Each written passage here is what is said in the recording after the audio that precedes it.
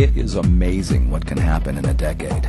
In the last 10 years, globally, more than 500 million people entered the middle class.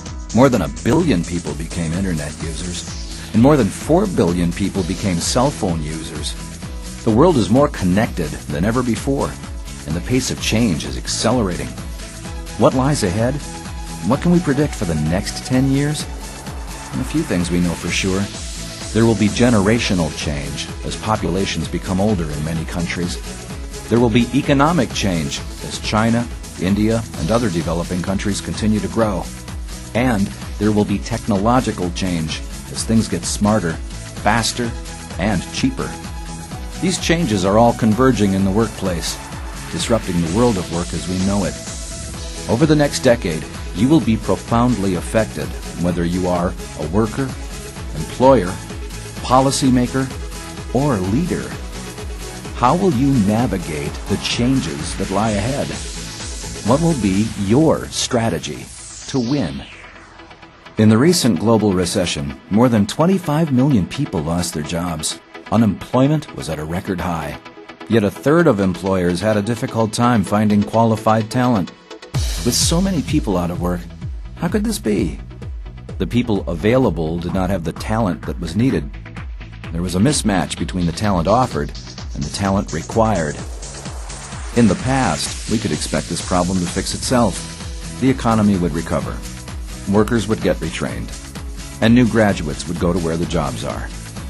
But this time is different. In many countries, there aren't as many workers coming into the workforce as there are retiring.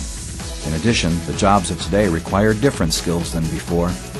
Employers are looking for highly specialized skills that enable their companies to do more with less and meet the ever-rising expectations of consumers.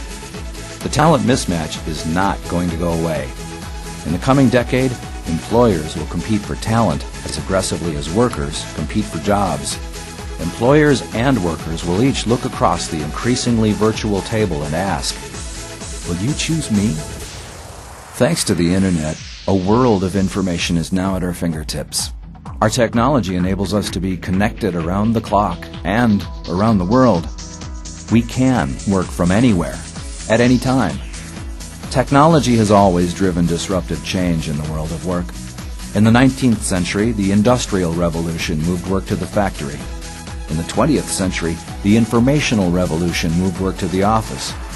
In the 21st century, we are seeing a virtual revolution as work moves to the Internet. Over the next decade, the line between work and life will continue to blur. Work will become more collaborative and learning more continuous. Workers will be responsible for managing their own careers, developing their own skills, seizing their own opportunities. Employers will need to embrace new ways of getting things done, creating more flexible organizations, and managing workers living and working anywhere in the world. 10 years ago, there were no BlackBerries, no iPhones, and no Facebook. What does the virtual revolution have in store for us next? Every generation has its own expectations and motivations about work. These expectations shape how they work and the choices they make. Baby boomers are more idealistic and loyal to their company. Gen X are more pragmatic and loyal to their career. Gen Y are more spontaneous and loyal to their purpose. Over the next decade, each generation will move on to the next phase in their careers. By 2020, baby boomers will be rewriting retirement. Gen X will be replacing the boomers as leaders, but with a different outlook on leadership. Gen Y will be the new generation of workers, but in relatively short supply.